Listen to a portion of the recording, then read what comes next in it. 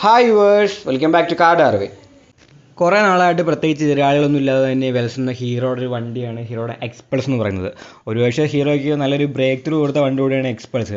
കാരണം ആ ഒരു വിലയ്ക്ക് അത്രയും ഫീച്ചേഴ്സുള്ള നല്ലൊരു ADU ബൈക്കാണ് അവർ തരുന്നത്. അപ്പം എക്സ്പൾസിന് സെഗ്മെൻറ്റിലേക്ക് വേറൊരു വണ്ടി വരികയാണ്. അത് നമ്മുടെ കവാസാക്കിയുടെ KLX 230S എന്ന് പറഞ്ഞ ഒരു വണ്ടിയാണ്. ഈ വണ്ടി ലോകത്തിൽ തന്നെ വളരെ ഫേമസ് ആയ ഒരു ഡ്യുവൽ സ്പോർട്സ് ബൈക്കാണ്. ഇപ്പോൾ ഇതിൻ്റെ RS എന്ന് പറഞ്ഞൊരു വേർഷൻ കൂടെ ഉണ്ട്.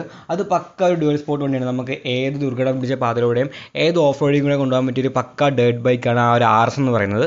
അതിൻ്റെ കുറച്ചുകൂടെ ആ ഒരു പെർഫോമൻസ് കുറച്ച് അതിൻ്റെ റോഡ് ലീഗൽ വേർഷൻ പോലെ ഇറക്കിയ വണ്ടിയാണ് ഈ ഒരു 230S എന്ന് പറയുന്നത്. അപ്പം ഇതാണ് നമ്മുടെ ഇന്ത്യയിലേക്ക് വരാൻ പോകുന്നത്. അപ്പോൾ പിന്നെ ഡയറക്റ്റ് ഡ്രൈവിൽ നോക്കുകയാണെങ്കിൽ നമ്മുടെ എക്സ്പൾസ് തന്നെയാണ്. പക്ഷേ ഈ രണ്ട് വണ്ടികൾ തമ്മിൽ നല്ല തന്നെ വ്യത്യാസമുണ്ട്. ഈ ഒരു വീക്ക് തന്നെ വണ്ടി വരുമെന്നാണ് പറയുന്നത്. അതേപോലെ തന്നെ 10,000 രൂപ കൊടുത്ത് വേണമെങ്കിൽ വണ്ടി നമുക്കിപ്പോൾ ബുക്ക് ചെയ്യുകയും ചെയ്യാം. ഇപ്പോൾ രണ്ട് വണ്ടിയും കമ്പയർ ചെയ്യുകയാണെങ്കിൽ ഡിസൈൻ്റെ കാര്യത്തിൽ നോക്കുകയാണെങ്കിൽ ഇപ്പം എക്സ്പൾസ് എന്ന് പറയുന്നത് നമുക്ക് ഓഫ് റോഡും കൊണ്ടുപോകണം, ഡെയിലി യൂസിന് ഉപയോഗിക്കണം, അത്യാവശ്യം ലോങ്ങും പോകണം. അങ്ങനെയാണ് എക്സ്പൾസ് ഡിസൈൻ ചെയ്ത് വെച്ചേക്കുന്നത്.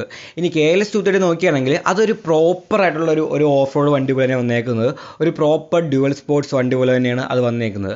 അതായത് അതിന് ശരിക്കുമുള്ള ആ ഒരു RS വേർഷന് ഹെഡ് ലാമ്പും ഇൻഡിക്കേറ്ററൊക്കെ വെച്ച് ഇറക്കി എങ്ങനെ ഇരിക്കും അങ്ങനെയാണ് ആ ഒരു വണ്ടി വന്നേക്കുന്നത്. ലുക്കിലും അങ്ങനെയാണ്, ഹാർഡ്വെയർസിലും ആ വണ്ടി അങ്ങനെ തന്നെയാണ്. ഇപ്പോൾ ഫ്രെയിമിനെ കുറിച്ച് പറയുകയാണെങ്കിൽ KLX 230 വന്നേക്കുന്നത് ഒരു പെരിമീറ്റർ ഫ്രെയിമാണ്. നല്ലപോലെ തന്നെ കൺട്രോൾ വരുന്നുണ്ട്, നല്ലപോലെ ഡ്യൂറബിളാണ്, വളരെ ലൈറ്റാണ്, വളരെ കോമ്പാക്റ്റാണ് വണ്ടി. നമ്മുടെ എക്സ്പൾസ് നോക്കുകയാണെങ്കിൽ നമ്മുടെ നോർമൽ വണ്ടികളിൽ കാണുമ്പോൾ തന്നെ ആ ഒരു ഡയമണ്ട് ഫ്രെയിമാണ് വന്നേക്കുന്നത്. ഇനി ഫ്യൂൽ ടാങ്ക് കപ്പാസിറ്റിയുടെ കാര്യം പറഞ്ഞാലും ലോങ് പോകാനൊക്കെ നല്ലത് നമ്മുടെ എക്സ്പൾസ് തന്നെയാണ്. കാരണം അതിന് 13 ലിറ്ററിൻ്റെ ഒരു ഫ്യൂൽ ടാങ്ക് കപ്പാസിറ്റി വരുന്നുണ്ട്. എന്നാൽ നമ്മുടെ KLX 230 നോക്കുകയാണെങ്കിൽ അതിന് 7 ലിറ്റർ മാത്രമേ ഫ്യൂൽ ടാങ്ക് കപ്പാസിറ്റി വരുന്നുള്ളൂ. ഈ ടയേഴ്സ് നോക്കുകയാണെങ്കിൽ രണ്ട് വണ്ടിയുടെ ഫ്രണ്ടിൽ വന്നേക്കുന്നത് 21 ഇഞ്ചാണ്, റിയറിൽ 18 ഇഞ്ചാണ് വന്നേക്കുന്നത്. പക്ഷേ ടയേഴ്സിൻ്റെ കാര്യം പറയുകയാണെങ്കിൽ നമ്മുടെ KLX 230 വന്നേക്കുന്നത് ഓഫ് റോഡ് ഫോക്കസ് ആയിട്ടുള്ള ടയേഴ്സാണ്. റോഡിനേക്കാളും കൂടുതൽ ഓഫ് റോഡ് പോകുമ്പോഴായിരിക്കും അതിൻ്റെ ആ ഒരു പെർഫോമൻസ് നമുക്ക് അറിയാൻ കഴിയുന്നത്. എന്നാൽ എക്സ്പൾസിൽ നമുക്ക് അത്യാവശ്യം റോഡിൽ ഓടിക്കാൻ പറ്റുന്ന ടയറും കൂടെയാണ് കിട്ടിയേക്കുന്നത്. ഇനി ബാക്കിയുള്ള ഹാർഡ്വെയർസ് നോക്കുകയാണെങ്കിൽ KLX 230 ഫ്രണ്ടിലെ ഡിസ്കിന് സൈസ് എന്ന് പറയുന്നത് 240 mm ആണ്, റിയറിൽ നോക്കുകയാണെങ്കിൽ 220 mm ആണ്. സസ്പെൻഷൻ എന്ന് പറയുന്നത് 37 mm ടെലിസ്കോപ്പിക് സസ്പെൻഷനാണ്. പക്ഷേ ട്രാവൽ കുറച്ച് കുറവാണ്. ഫ്രണ്ടിൽ 158 mm ട്രാവൽ വരുന്നത്, റിയറിൽ 168 mm ട്രാവൽ വരുന്നുണ്ട്. അതിൻ്റെ കാര്യം നോക്കുകയാണെങ്കിൽ ആ ഒരു RS നിന്ന് അവർ S ഉണ്ടാക്കിയപ്പോഴത്തേക്ക് വണ്ടിയുടെ ആ ഒരു സീറ്റ് ആയിട്ട് അവർ നല്ലപോലെ കുറച്ചിട്ടുണ്ട്. കാരണം എല്ലാവർക്കും യൂസ് ചെയ്യാൻ വേണ്ടി സീറ്റ് ആയിട്ട് അവർ 830 mm ആക്കി കുറച്ചിട്ടുണ്ട്. അതിൻ്റെ ഭാഗമായിട്ട് തന്നെ ഇതിന് ട്രാവലും കുറച്ചെന്നാണ് അവർ പറയുന്നത്. എക്സ്പൾസിലേക്ക് വരികയാണെങ്കിൽ എക്സ്പൾസിൻ്റെ ഫ്രണ്ടിൽ വന്നേക്കുന്നത് 276 mm ഡിസ്ക്കാണ്, റിയറിൽ വന്നേക്കുന്നത് 220 mm ഡിസ്ക്കാണ്. ആ ഒരു ബ്രേക്കിന് സൈസിലൊക്കെ കുറച്ച് വ്യത്യാസമുണ്ട്. അതേപോലെ തന്നെ എക്സ്പൾസിന് ട്രാവലും നല്ലപോലെ തന്നെ കൂടുതലാണ്, സസ്പെൻഷൻ ട്രാവൽ കൂടുതലാണ്. ഫ്രണ്ടിൽ ഏകദേശം 190 mm ട്രാവൽ വരുന്നുണ്ട്, റിയറിൽ നോക്കുകയാണെങ്കിൽ 170 mm സസ്പെൻഷൻ ട്രാവൽ വരുന്നുണ്ട്. അതേപോലെ തന്നെ സീറ്റ് ഹൈറ്റ് എന്ന് പറയുന്നത് 825 mm ആണ്. സീറ്റ് ഹൈറ്റും നമ്മുടെ KLX 230 കുറവ് വരുന്നത് നമ്മുടെ എക്സ്പൾസിന് തന്നെയാണ്. ഇത് കൂടാണ്ട് അവർക്കൊരു പ്രോ വേർഷൻ കൂടെ ഉണ്ടെന്ന് ഓർക്കണം.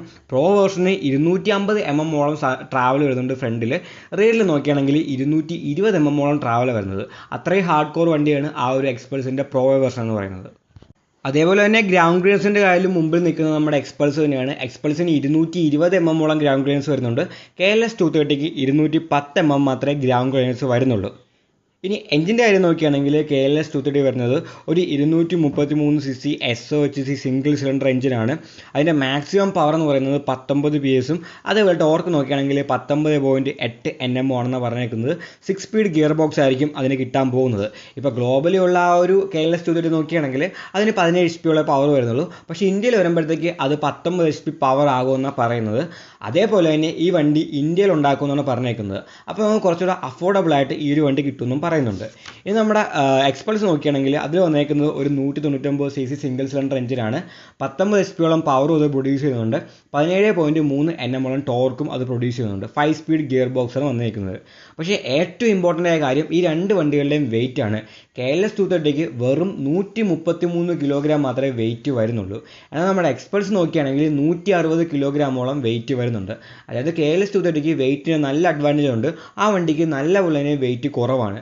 അത് കാഴ്ചയിലും ആ ഒരു സ്പെക്കിൻ്റെ കാര്യത്തിലും ആ വണ്ടിക്ക് നല്ല പോലെ തന്നെ വെയിറ്റ് കുറവാണ് വരുന്നത്. ഫീച്ചേഴ്സിൻ്റെ കാര്യം പറയുകയാണെങ്കിൽ രണ്ട് വണ്ടികളിലും ഫുള്ള് LED ലൈറ്റുകളാണ് വന്നേക്കുന്നത്. അതേപോലെ തന്നെ LCD ഡിസ്പ്ലേയിൽ ബ്ലൂടൂത്ത് കണക്ടിവിറ്റിയും ഫോൺ കണക്ടിവിറ്റിയും അങ്ങനെയുള്ള എല്ലാ ഫീച്ചേഴ്സും രണ്ട് വണ്ടികളും ഓഫർ ചെയ്യുന്നുണ്ട്. KLX 230ൽ നമുക്ക് വേണമെങ്കിൽ റിയറിലെ ABS ഡിസേബിൾ ചെയ്യാനും പറ്റും. നമുക്ക് ഓഫ് റോഡ് പോകുന്നിടത്ത് അതിൻ്റെ ABS ഡിസേബിൾ ചെയ്യാനുള്ള ഫീച്ചേഴ്സും അതിൽ കൊടുത്തിട്ടുണ്ട്. അങ്ങനെ ഫീച്ചേഴ്സിലും രണ്ട് വണ്ടികളും ഒട്ടും പിറകിലല്ല. പിന്നെ വളരെ ഇമ്പോർട്ടൻ്റ് ആയ കാര്യം ഈ വണ്ടി ഇന്ത്യയിൽ ഉണ്ടാക്കുമെന്നാണ് അവർ പറഞ്ഞേക്കുന്നത്. അപ്പം ഇന്ത്യയിൽ ഉണ്ടാക്കുന്നതുകൊണ്ട് തന്നെ ഇതിന് വില നല്ലപോലെ തന്നെ കുറവായിരിക്കും എന്നാണ് പറയുന്നത്. എങ്കിലും അവരിപ്പം എക്സ്പെക്ട് ചെയ്യുന്ന പ്രൈസ് പറയുന്നത് 2 lakh ആണ്. എക്സ്പൾസുമായിട്ട് കമ്പയർ ചെയ്യുമ്പം ആ ഒരു പ്രൈസ് കൂടുതലാണ്. പക്ഷേ ഇതൊരു കവാസാക്കിയുടെ വണ്ടിയാണ്, ഒരു ജാപ്പനീസ് ബൈക്കാണ്. അതുകൊണ്ട് തന്നെ 2 lakh കുറച്ചുകൂടെ കൂടുതലാണെങ്കിലും ആ ഒരു ക്വാളിറ്റിയും അതിൻ്റെ ഹാർഡ്വെയർസൊക്കെ നല്ലപോലെ, കാരണം പെരിമീറ്റർ ഫ്രെയിം വരുന്നുണ്ട്, അങ്ങനെ മൊത്തത്തിൽ ഹാർഡ്വെയർസൊക്കെ അടിപൊളിയാണ്. അതുകൊണ്ട് തന്നെ അത്രയും പ്രൈസ് കൊടുത്താലും കുഴപ്പമൊന്നുമില്ല. പക്ഷേ ഈ രണ്ട് വണ്ടികളും തമ്മിൽ നമുക്ക് അങ്ങോട്ട് ഡയറക്റ്റായിട്ട് കമ്പയർ ചെയ്യാൻ പറ്റത്തില്ല. ഇപ്പം നിങ്ങൾക്ക് ലോങ് പോകണം, അതുപോലെ നിങ്ങൾക്ക് ഡെയിലി യൂസ് ഉണ്ട്, നിങ്ങൾക്ക് അത്യാവശ്യം സ്പീഡിലൊക്കെ ഓടിക്കണം, അങ്ങനെയുള്ളൊരു വണ്ടിയാണ് നിങ്ങൾ നോക്കുകയാണെങ്കിൽ എക്സ്പൾസ് ആയിരിക്കും നിങ്ങൾക്ക് പറ്റിയ വണ്ടി. ചെറിയ ഓഫ് റോഡിനും ആ ഒരു വണ്ടി കൊണ്ടുപോകാം. ചെറിയ ഓഫ് റോഡല്ല, അത്യാവശ്യം നല്ല ഓഫ് റോഡ് തന്നെ എക്സ്പൾസ് കൊണ്ടുപോകാൻ പറ്റും. ഇനി നിങ്ങൾ ഓഫ് റോഡ് ഫോക്കസ് ആക്കി മാത്രം ഒരു വണ്ടി മേടിക്കണമെങ്കിൽ മാത്രമേ KLS 230 ആവശ്യം വരുന്നുള്ളൂ. കാരണം ആ വണ്ടി കാഴ്ചയിലും അതേപോലെ ഒരു ഡേർട്ട് ബൈക്ക് പോലെ ഇരിക്കുന്നത്, അതിൻ്റെ പെർഫോമൻസും അതിൻ്റെ മൊത്തത്തിലുള്ള ആ ഒരു എസ്തെറ്റിക് തന്നെ ഒരു ഡേർട്ട് ബൈക്ക് പോലെ ആ ഒരു വണ്ടി ഇരിക്കുന്നത്. അപ്പം അത് കുറച്ചുകൂടെ അങ്ങനെയുള്ള യൂസിനായിരിക്കും നല്ലത്. ഓഫ് റോഡ് കൊണ്ടുപോകാൻ അതൊരു മാരക വണ്ടി തന്നെയായിരിക്കും. പക്ഷേ അപ്പോഴും ഹീറോയുടെ ഭാഗത്ത് തന്നെ ഒരു മറുപടി ഉണ്ട്. അതായത് നമ്മുടെ എക്സ്പൾസിൻ്റെ പ്രോ വേർഷൻ ഉണ്ട്. പ്രോ വേർഷൻ നോക്കുകയാണെങ്കിൽ അഡ്ജസ്റ്റബിൾ സസ്പെൻഷൻ വരുന്നുണ്ട്, സസ്പെൻഷൻ നല്ല പോലെ ട്രാവൽ ഉണ്ട്, നല്ല ഗ്രൗണ്ട് ക്ലിയറൻസ് ഉണ്ട്, അത് വേറെ ലെവൽ വണ്ടി തന്നെയാണ്. പക്ഷേ നിങ്ങളുടെ ആ ഒരു സൈസ് കൂടെ നോക്കണം. അത്യാവശ്യം പൊക്കമുള്ള ആൾക്കാർക്ക് ആ ഒരു വണ്ടി കൊണ്ടുനടക്കാൻ പറ്റുള്ളൂ.